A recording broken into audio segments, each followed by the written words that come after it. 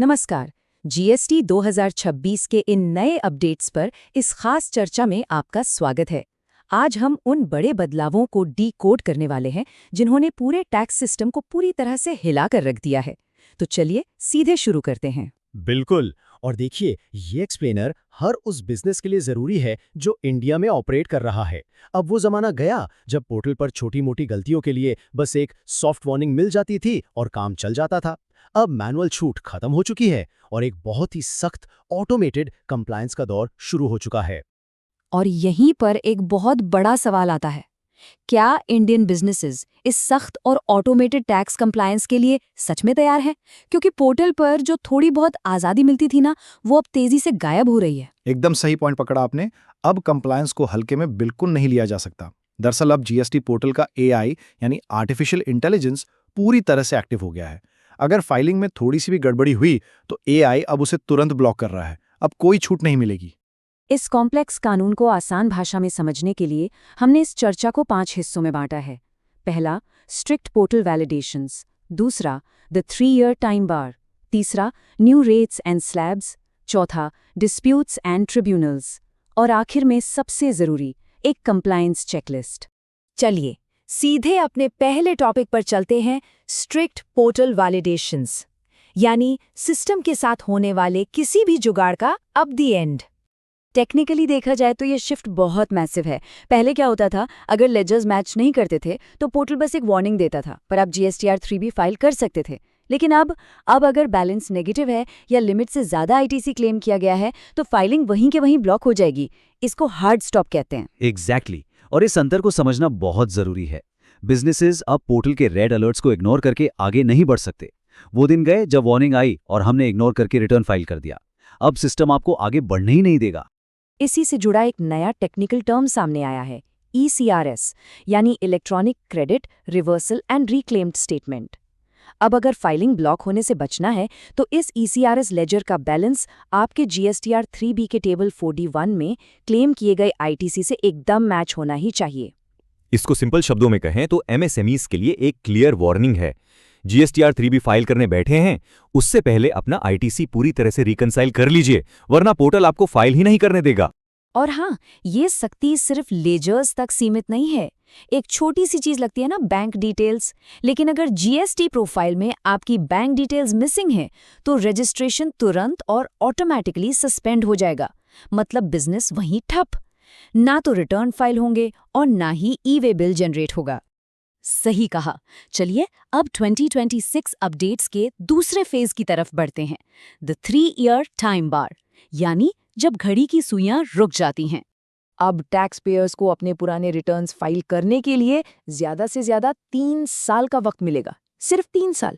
ये rule practically पत्थर की लकीर है। इसे अगर डेली लाइफ से कनेक्ट करें तो ये 3 साल का टाइम बार बिल्कुल दूध की एक्सपायरी डेट जैसा है। एक बार दूध फट गया तो आप उसका कुछ नहीं कर सकते। ठीक वैसे ही 3 साल क्रॉस हुए नहीं कि सिस्टम आपको हमेशा के लिए लॉकआउट कर देगा। इसकी सीरियसनेस को समझिए। पहले लेट फीस और पेनल्टी देकर पुराने रिटर्न्स फाइल हो जाते थे, लेकिन 2026 की रियलिटी ये है कि 3 साल से पुराने रिटर्न्स अब परमानेंटली ब्लॉक हो जाएंगे।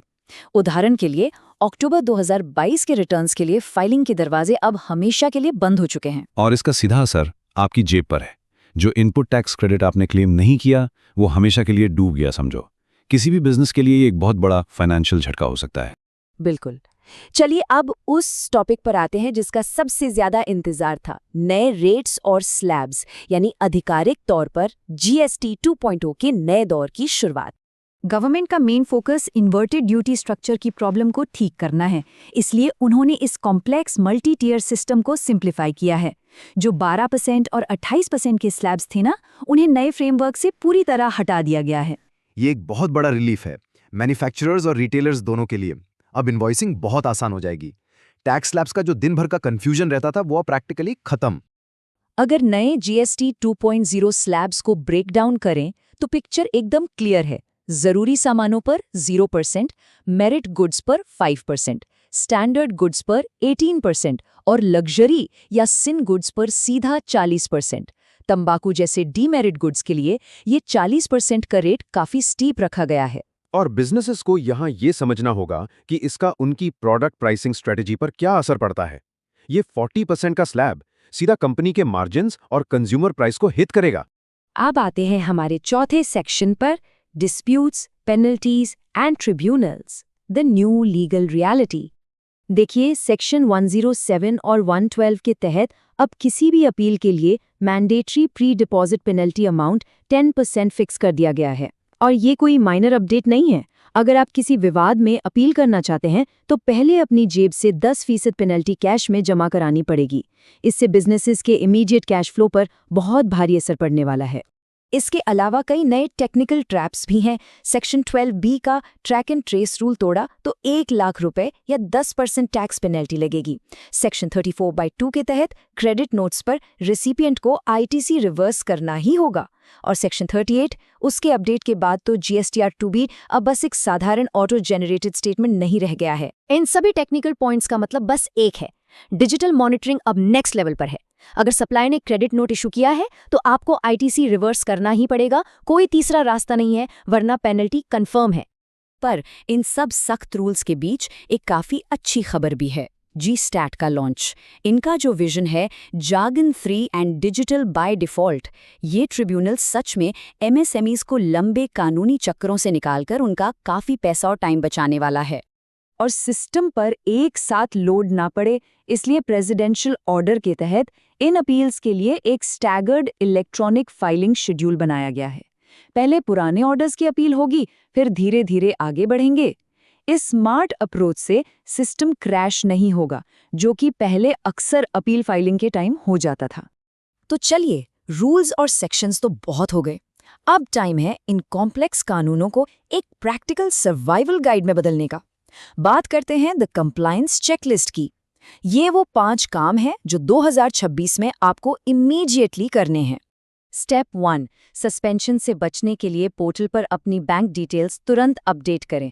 स्टेप 2, अपने ECRS और RCM लेजर्स को पूरी तरह से रिकंसाइल कर लीजिए। स्टेप 3, जो रिटर्न्स 3 साल की लिमिट के पास पहुंच रहे हैं उन्हें तुरंत क्लियर कीजिए। स्टेप 4, अपना एनुअल टर्नओवर यानी AATO क्रॉस चेक कर लीजिए। और स्टेप 5, नए रेट स्लैब्स के हिसाब से अपने बिलिंग सॉफ्टवेयर को तुरंत अपडेट करें। ध्यान रखिए, इस चेकलिस्ट को प्रोएक्टिवली फॉलो करना ही आपको पोर्टल ब्लॉक्स और पेनाल्टी से बचा सकता है। तो आखिर में जैसे जैसे GST पोर्टल का AI सिस्टम का पूरा कंट्रोल अपने हाथों में ले रहा है, हमें खुद से एक बहुत ही गहरा सवाल पूछना होगा। क्या बिजनेसेस इस डिजिटल स्पीड के साथ खुद को अपग्रेड करेंगे या फिर अपनी ही कंप्लायंस से हमेशा के लिए परमानेंटली लॉकआउट हो जाएंगे? इस GST 2.0 एरा में डिजिटल आदत बदलना अब कोई ऑप्शन नहीं है, ये एक परम आवश्यकता है। इस एक्सप्लेनर में हमारे साथ जुड़ने के लिए बहुत बहुत शुक्रिया।